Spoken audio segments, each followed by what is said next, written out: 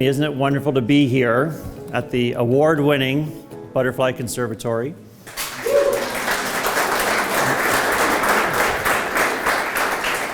Located on the historic grounds of the Botanical Gardens, and so many of you have such an affiliation with this site, so hopefully you have some time later to visit the Butterfly Conservatory, tour the grounds on a beautiful day, and of course it is Earth Day.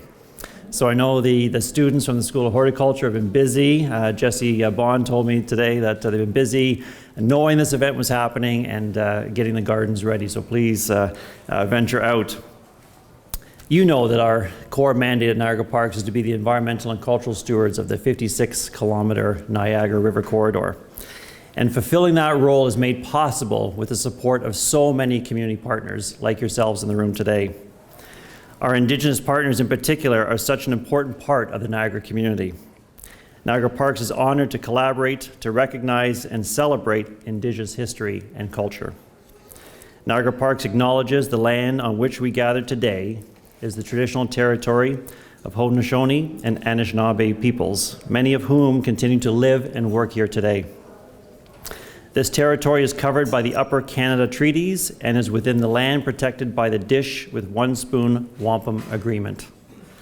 I would like to personally acknowledge the role Indigenous people have played in our history, and I look forward to our continuing work with our Indigenous partners in the future. Magwitch, Niwawe.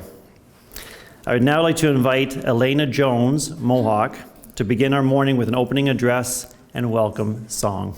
Sego Guego, Yunjadus Neo Sohan Kanyakahaga. I'm going to ask my mother to do a short opening before we sing for us. And this is just in honor of Earth Day. Sego Zewa Guego, that's hello everyone, Gajit Jagelu, Nujajits.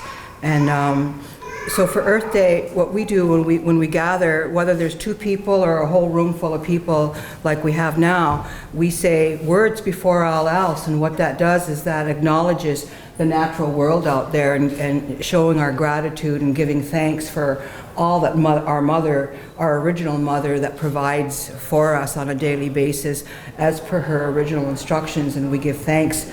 As a Haudenosaunee woman, when we gather in the Longhouse, it's usually the men that will stand up and speak, and some will take an hour and a half, because they'll name all of the plants, the medicines, all the insects, all the animals within that water, all the trees, and then they go into the sky world. So I'm not going to do that. One of my elders has taught me a Reader's Digest version.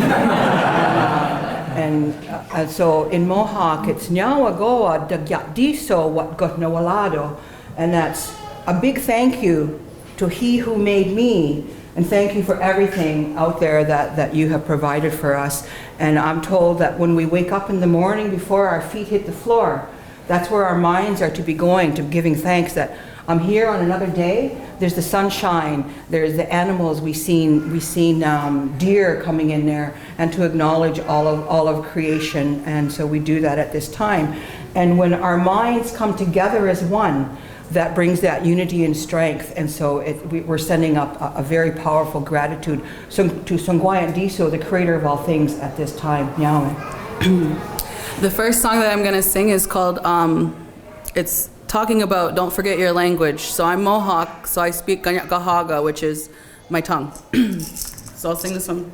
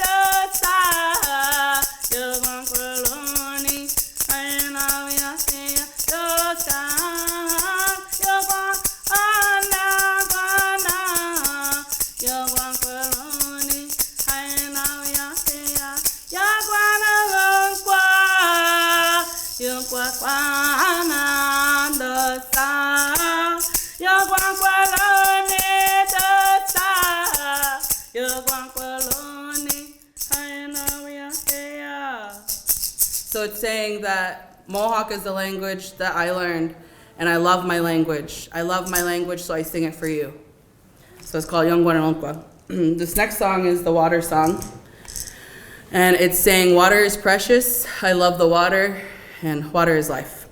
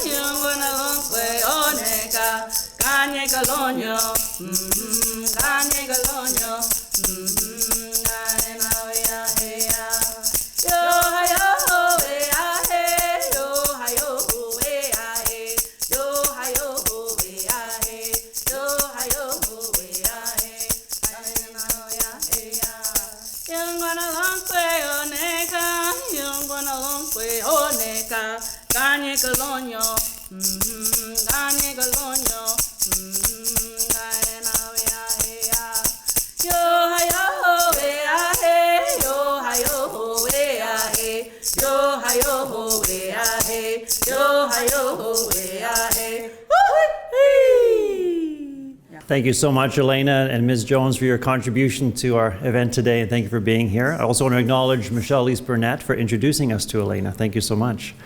And at this time, I'd like to call upon our board chair, April Jeffs, to bring remarks at this great occasion.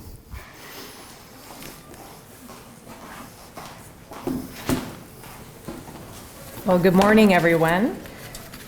Get my page here. Can everybody hear me? David's a little bit taller than I am, just by a little bit. I want to thank you all for being here this morning to mark this very, very special occasion with us.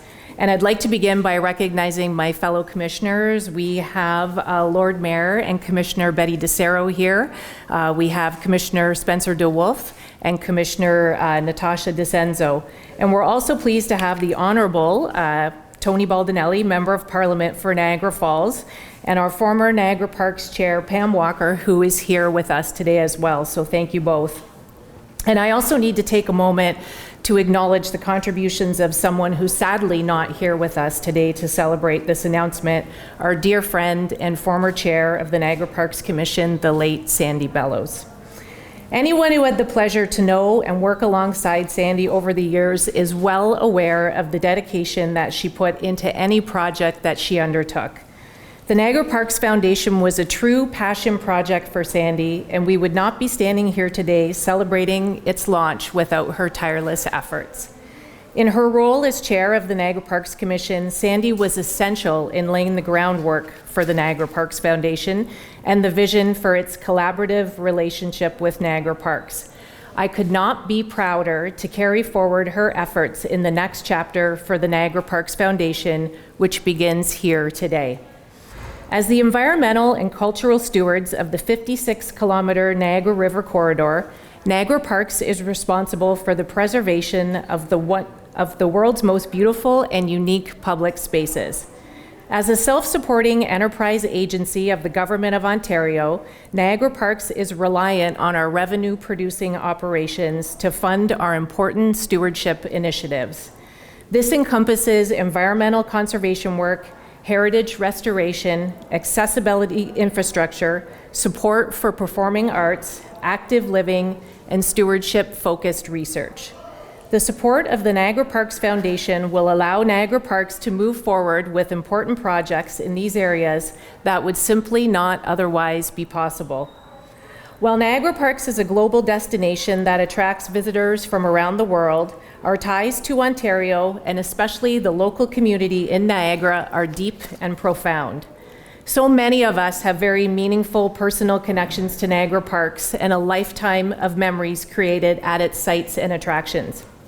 Some of you may know that I have owned and operated a wedding photography business in Niagara for over 2 decades. Over the years, I have taken countless wedding photos right here on the spectacular grounds of the Botanical Gardens, and I believe this speaks to the special place that this site has in the hearts of so many people. On the most important and memorable day of their lives, they chose to spend time and celebrate here and create lifelong memories with their loved ones immersed in the beauty of Niagara Parks. The new collaborative partnership between the Niagara Parks Commission and the Niagara Parks Foundation presents new and exciting opportunities for members of the public to further strengthen their connection to Niagara Parks and create legacy projects for future generations to enjoy. So on that note, I would like to invite our new chair of the Niagara Parks Foundation, Debbie Whitehouse, to come up and tell you more about the Niagara Parks Foundation and the exciting opportunities it will create for the public and for Niagara Parks. Good morning. It's indeed my honor to be with you at this special Earth Day event. Thank you, April, and thank you all for joining us. It's encouraging to see so many friendly faces among us. And amongst those faces, I'd like to mention our directors on the foundation who are with us this morning: April Jeffs, David Adames, who is our Secretary-Treasurer, Kim Viney, there's Kim, Anne Charette, who is the chair of our Communications and Marketing Committee. Robert Orsini is with us. There he is. Lois Giles. Did she make it today? Okay. Sylvie Chartrand-Raffy is chair of our fundraising, all-important fundraising committee. And we do have regrets, but good wishes from Blair MacArthur, who couldn't be here today. He's out of the country. I also want to make special mention of Robert McElveen and Robert Brooker, two of my colleagues for decades. We won't say how many, it makes me feel old. However, they were instrumental in establishing this foundation. And so thank you to you both for being here and remaining as our advisors on this wonderful project that we're about to embark upon. Your contributions have brought us to this point, and it's tremendous to see so many people in this room who care deeply about Niagara Parks, and that you've taken time. You're all busy people, and you've taken time to be here today. That's exciting for me and truly encouraging. I also want to take a moment to acknowledge someone who can't be here today because of illness, and that's Frank Leslie. Frank has long been a strong supporter, a tireless advocate for Niagara Parks, and he was, as a commissioner, a founding member of the foundation.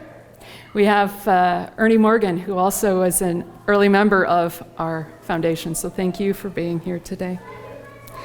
We thank Frank for his work, and I'm going to be giving him an update by email as soon as we leave here today, and we wish him a speedy recovery from his health challenges. Well, it's safe to say, I think, that everyone in this room has a personal connection with Niagara Parks. Perhaps it's forged during weekend walks along the trail, riding a bicycle, or hiking in the Glen. Perhaps you're a history buff. I know we have Sherman Zavitz with us today. No more historian for the parks than historian for Niagara Falls, and just keen on history. And I think I saw Jim Hill wandering around here at one point. So there's all sorts of heritage sites preserved and celebrated throughout the park, including most recently the Niagara Parks Power Station. And keep your eyes peeled, because there's going to be an expansion of that attraction this summer that we're all excited about. Or just maybe you're a green thumb like I am, and you enjoy those drives down the parkway and the love of nature. We heard about the deer who sometimes eat that nature, but we love them anyway. Now, you heard me talk about decades just a couple of minutes ago. Well, for more than 3 decades, I was an employee of the Niagara Parks Commission. It was a privilege and an honor to serve here. This particular place will always hold a special spot in my heart.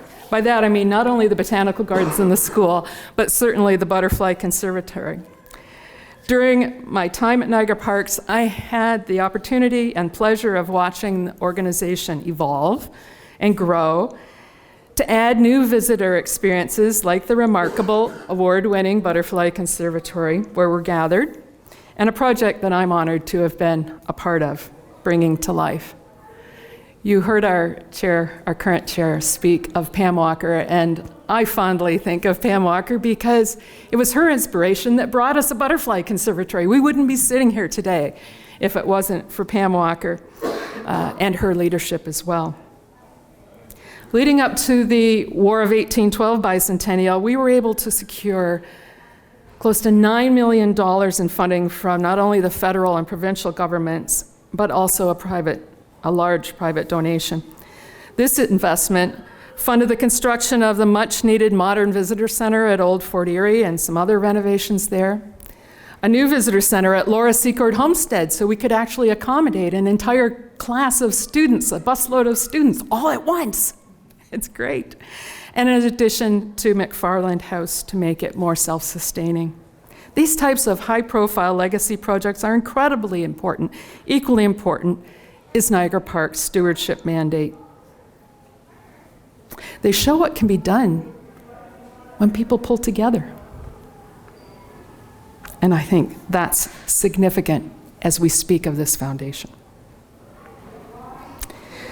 I want to take a moment now to highlight specifically how the Niagara Parks Foundation will support this organization's stewardship efforts, including environmental, conservation, heritage, performing arts, and music projects. Donations and funds generated by our foundation will allow Niagara Parks to undertake important projects that are otherwise just not possible. Working with the commissioners, some examples of initial opportunities for investment that have been identified include the phased construction of a wonderful new children's garden here at the Botanical Gardens, wetland restoration work along the Niagara River, accessibility improvements to heritage properties in the park so everyone can enjoy them, and we are including everyone. Support for new Indigenous programming, and we're so glad that you folks could be here and share this with us today. Thank you. Infrastructure improvements to performing arts facilities and other facilities at Queenston Heights Park. This is really just scratching the surface of amazing opportunities as we move forward and we look to making these investments. Donors, both individuals and corporations to our foundation, will have the opportunity, if they choose, to direct their funds, or they can give more expansively and just say, use it as you will. We trust you, and thank you for that. Envision, just imagine for a moment, what could be possible in the future with the support of a passionate network of caring and generous donors investing in building and preserving Niagara Parks for future generations to enjoy. It's very exciting. And it starts today. I'd also like to share with you that in celebration of our launch, an anonymous donor has agreed to match up to $5,000, anything that you give today. I want to exceed that, but hey, $5,000 is a start. We have to start somewhere. We're incredibly appreciative of the support, and I hope we can exceed that goal in our official launch with some fantastic momentum to carry forward. We have staff standing by. I feel like I'm running a... you get the idea. And it might be necessary to have checks because as we tested the system earlier, I think there's a limit on what you can put on your credit card here for your protection and the park's protection. So we'll get these things. It's early days and we'll get them worked out. You know that Niagara Parks is self-supporting for its operations. It's been through some tough times, and we've turned a new corner. It's a new day here. We'd be happy to speak with you separately about other partnerships and opportunities, because I really have seen in my life, here at Niagara Parks and elsewhere, when people pull together, great things are possible, right? I've given you just a couple of examples today. So as we begin this new chapter for the Niagara Parks Foundation, our Board of Governors felt it was important to mark the occasion with something tangible and lasting, a symbol of growth, and shortly we're going to just step outside and plant an oak tree. Oak tree is very, very symbolic of Niagara Parks. But just before we do that, we have a special signing ceremony that's going to happen so that we have a Memorandum of Understanding between Niagara Parks and the Foundation about how we're going to operate. And on that note, and just before I finish, a sincere thank you to the Niagara Parks staff. David, under your capable leadership, thank you. their time is being provided as a value in kind contribution to the foundation so that your donations and other people's donations all go into supporting our park and keep our administrative costs to a minimum. We have no staff for the foundation. It's all done with volunteers. Our board is not paid. They're doing it out of the goodness of their hearts. So I thank you from the bottom of mine. And now I'll turn it over to David Adames. Well, thank you so much for the enthusiastic remarks from both Debbie and April. Please join me in a round of applause for Debbie and April.